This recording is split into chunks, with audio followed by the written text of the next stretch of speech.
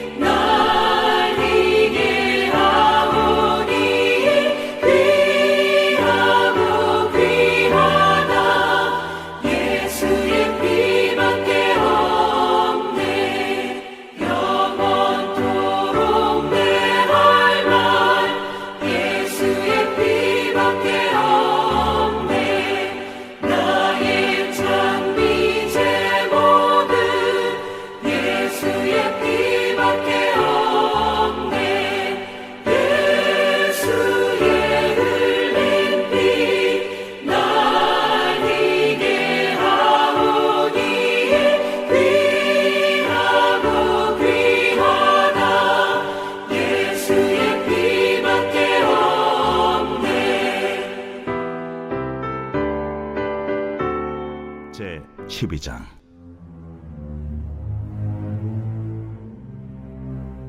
여호와께서 애굽 땅에서 모세와 아론에게 일러 말씀하시되 이달을 너희에게 달의 시작 곧 해의 첫 달이 되게 하고 너희는 이스라엘 온 회중에게 말하여 이르라.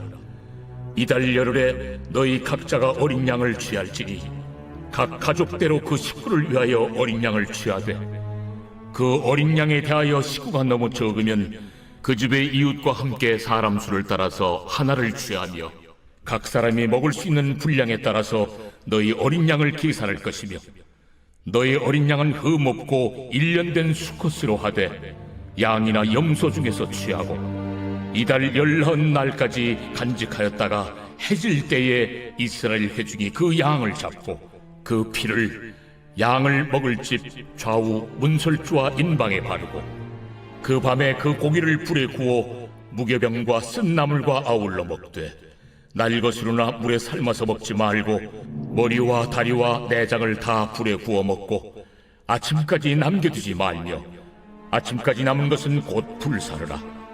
너희는 그것을 이렇게 먹을지니 허리에 띠를 띠고 발에 신을 신고 손에 지팡이를 잡고 급히 먹으라. 이것이 여호와의 유월절이니라. 내가 그 밤에 애굽 땅에 두루다니며 사람이나 짐승을 막론하고 애굽 땅에 있는 모든 처음 난 것을 다 치고 애굽의 모든 신을 내가 심판하리라. 나는 여호와라. 내가 애굽 땅을 칠 때에 그 피가 너희가 사는 집에 있어서 너희를 위하여 표적이 될지라. 내가 피를 볼 때 너희를 넘어가리니 재앙이 너희에게 내려 멸하지 아니하리라. 너희는 이날을 기념하여 여호와의 절기를 삼아 영원한 규례로 대대로 지킬지니라. 오늘 본문의 말씀을 요약해 보면 6월절의 유래를 기록해 놓은 본문 말씀입니다. 죽음의 재앙에서 벗어나는 길은 오직 어린 양의 피를 문설주에 바르는 길뿐입니다. 이것은 어린 양 대신 예수님의 보혈의 피를 통해서만 구원을 받게 된다는 예표이지요. 보혈을 통해 주시는 은혜를 분명히 전하고 누리는 사랑하는 하늘소망교회 성도 여러분 모두 되기를 간절히 원합니다. 종교개혁자 마틴 루터는 말합니다. 성경을 짜 보아라. 그러면 피가 나올 것이다. 구약을 짜면 어린 양의 피가, 신약을 짜면 예수님의 피가 나올 것이다. 이렇게 말했습니다. 인간이 범죄하자 하나님은 피의 역사를 시작하셨죠. 하나님께서 천지를 창조하시고 아담과 하와에게 선악을 알게 하는 나무 열매를 먹지 말라고 명하셨습니다.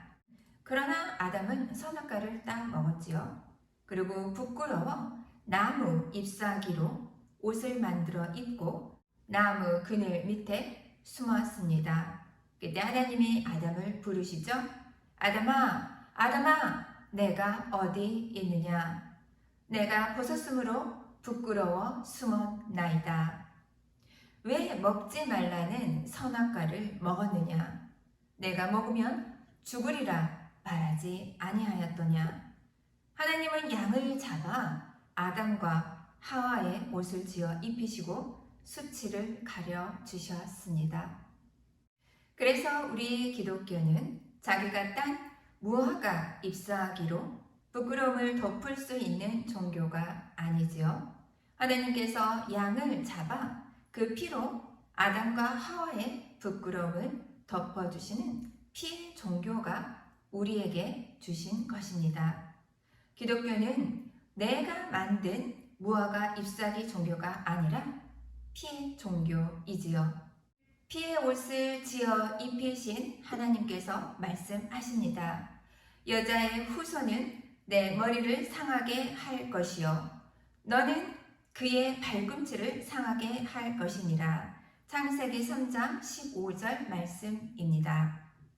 이 말씀은 뱀, 사단을 저주하신 말씀이죠. 예수님이 이 땅에 오셔서 피 흘려 죽으시고 우리를 구원하실 것을 말씀하신 성경상 최초의 예언입니다. 여기 상하게 한다는 말은 피를 흘린다라는 말씀이죠. 성경은 피의 이야기로 시작해서 피의 이야기로 끝을 냅니다. 창세기 성경 첫 번째 책이라면 마지막 책 요한계시록이지요. 계시록 7장 14절에 말씀하십니다. 마지막 환란에서 구원 얻은 백성이 나옵니다. 계시록 7장 14절 마지막 환란에서 구원 얻은 백성이 나옵니다. 이는 큰 환란에서 나오는 자들인데 어린 양의 피에 그 옷을 씻어 희게 하였느니라. 마지막 날 피로 씻음 받은 자들만이 구원을 얻습니다. 유월절이 생긴 것은 주전 1500년경 이스라엘이 애굽에서 종살이하고 있을 때였죠. 하나님은 그 백성을 구원하시려고 모세를 바로에게 보냅니다. 바로여, 내 백성을 보내소서. 그렇지 아니하면 하나님의 재앙이 시작됩니다. 그러나 바로는 모세의 말을 듣지 않았지요. 그래서 하나님께서 10가지 재앙을 내리십니다. 피, 개구리, 이, 파리, 가축, 독종, 우박, 메뚜기, 흑암, 마지막으로 장자 죽음이었습니다. 이 모든 재앙의 대상은 애굽 사람들이 신으로 모시는 신으로 섬기는 것들이었지요. 하나님은 그들이 신으로 섬기고 있는 것들을 하나씩 부수시고 하나님이 유일하고 살아계신 참 신이심을 증거해 내셨습니다. 마지막이 장자 죽음의 재앙이었지요. 이제 애굽이든 이스라엘이든 모든 장자들이 죽어야만 했지요. 이스라엘 백성도 애굽 사람과 함께 살고 있었기 때문에 이 재앙에서 벗어날 수는 없었습니다. 그러나 하나님은 애굽 사람들과 똑같이 그 백성을 죽일 수는 없으셨지요. 그래서 그 백성을 살릴 특단의 방법을 제시해 내십니다. 그것이 바로 어린 양을 잡는 것이지요. 집집마다 양 한 마리씩 준비했다가 니산월 14일에 잡는 것이었습니다. 출애굽기 12장 6절에서 7절 말씀입니다. 이달 열 나흘 날까지 간직하였다가 해 질 때에 이스라엘 회중이 그 양을 잡고 그 피를 양을 먹을 집 좌우 문솔주와 임방에 바르라. 가족마다 한 마리씩 어린 양을 잡아 문 임방과 문솔주에 바르라. 그러면 천사가 재앙을 가지고 왔다가 피를 보고 넘어가리라. 출애굽기 12장 13절입니다. 내가 피를 볼 때에 너희를 넘어가리니 재앙이 너희에게 내려 멸하지 아니하리라. 중요한 것은 넘어가리라 이지요. 6월절은 pass over, 넘어간다는 것입니다. 천사가 재앙을 가지고 왔다가 피를 보고 넘어갔습니다. 그래서 어떻게 되었나요? 애굽 사람들은 피를 바르지 않아 애굽 땅에서 처음 난 모든 것, 곧 왕의 장자로부터 감옥에 있는 죄수의 장자까지 모두 죽었습니다. 그런데 이스라엘의 장자는 어땠습니까? 문 임방과 문설주에 피를 발랐기 때문에 한 명도 죽지 않았습니다. 어린 양의 피를 바르면 죽음에서 넘어간다. 6월절의 원리는 철저히 은혜에 기초하고 있지요. 은혜가 무엇입니까? 아무것도 한 것이 없는데 자비를 얻은 것이요. 받을 자격이 없는데 호의를 입은 것입니다. 생각해 보겠습니다. 받을 자격이 없는데 호의를 입었다. 이스라엘 백성이 죽음에서 살아나야 할 이유가 뭘까요? 애굽 사람보다 더 착했다고 말할 수 있습니까? 조금 나았을 수 있지만 죄를 짓지 않은 건 아니었지요. 어린 양이 대신 죽어 그 피를 문에 발랐기 때문입니다. 다른 이유는 없었습니다. 자신의 공로나 선한 행위 때문이 아니었지요. 양이 대신 죽어 대신 그 피를 흘렸다는 것입니다. 성경에서는 이것을 은혜라고 말합니다. 이슬람이나 불교뿐만 아니라 다른 종교는 우리가 가지는 은혜의 개념이 없습니다. 그들은 무엇인가를 아주 열심히 해서 공을 들여야 하지요. 그들은 천국에 가기 위해서 그들 스스로 무엇인가를 열심히 해서 공로를 쌓아야만 합니다. 은혜란 하나님의 사랑을 더 받기 위해서 우리가 할 수 있는 일이 없다는 뜻입니다. 또한 우리가 무엇을 해도 하나님의 사랑을 악화시킬 수 없다는 뜻이지요. 그것이 바로 은혜입니다. 은혜의 핵심은 죄 없는 예수님이 나를 대신해서 죽었다는 것입니다. 베드로전서 1장 18절에서 19절 말씀입니다. 너희가 알거니와 너희 조상이 물려준 헛된 행실에서 대속받은 것은 은이나 금이나 없어질 것으로 된 것이 아니요 오직 흠없고 점 없는 어린 양 같은 그리스도의 보배로운 피로 된 것이니라. 그렇습니다. 오직 은혜는 주님의 보혈로 인해서 온 것입니다. 요한복음 3장 16절 말씀입니다. 하나님이 세상을 이처럼 사랑하사 독생자를 주셨으니 이는 저를 믿는 자마다 멸망치 않고 영생을 얻게 하려 하심이니라. 아멘. 예수님의 십자가의 피를 믿지 않고는 아무도 천국에 갈 수 없습니다. 아무리 선을 행해도 착하게 살아도 예수님이 아니고서는 천국에 갈 방법이 없다는 것이죠. 그러나 아무리 내가 형편없는 죄인이라 할지라도 예수님의 피가 내게 있으면 천국에 가는 것입니다. 천국에 가는 길은 이 길, 오직 한 길뿐입니다. 하나님이 자기 교회에 출석하는 부부 이야기를 기록한 내용입니다. 이 부부는 원래 부부라기보다 원수였다고 합니다. 같이 자지도 않았다고 하니까요. 이 원수 저 원수 하면서 시간이 날 때마다 싸웠다고 합니다. 그러다 보니 가정 생각하면 지옥이었겠지요. 그런데 이 가정에 십자가 복음이 들어가고 은혜를 받게 되면서 그들 부부는 변했습니다.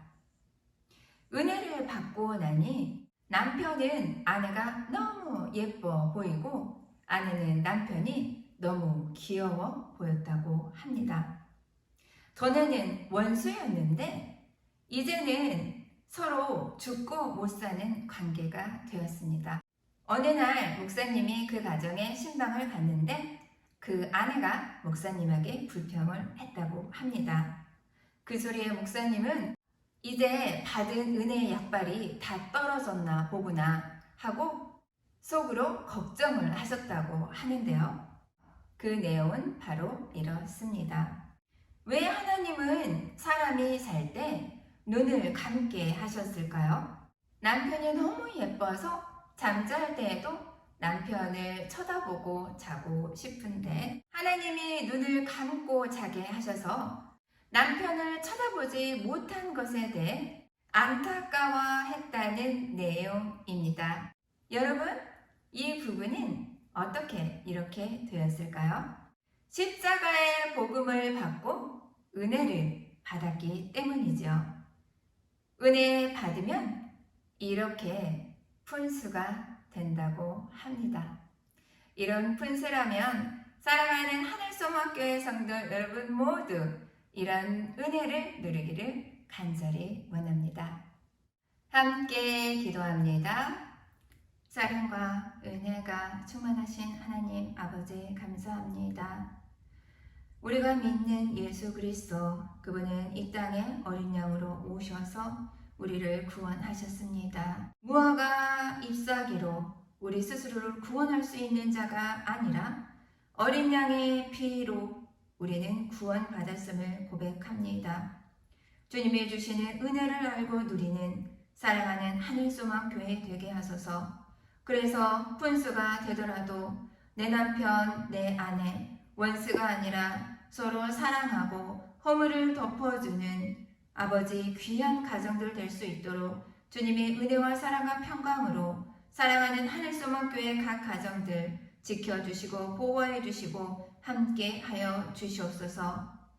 사랑이 많으신 아버지, 은혜 가운데 믿음 가운데 감사 가운데 살아가게 하시고 복잡하고 혼란스러운 이 세상 삶 가운데서 우리의 마음이 세상에 빼앗기는 것이 아니라 하나님의 사랑을 바라보며 그 사랑으로 힘을 얻을 수 있도록 그 사랑으로 다시금 살 소망과 힘과 우리의 영혼이 소생될 수 있도록 주님 지켜 주시옵소서. 담임 목사님 여기까지 강건하게 해주시고 선포되는 말씀을 통하여서 복음의 참 의미를 깨닫고 우리를 위해 기꺼이 십자가에 죽으신 예수 그리스도의 그 참 사랑으로 무엇이든지 할 수 있고 무엇이든지 새롭게 시작할 수 있는 새로운 출발의 동기가 될 수 있도록 주님 이끌어 주시옵소서. 사랑이 많으신 예수님 이름으로 감사해 기도합니다. 아멘.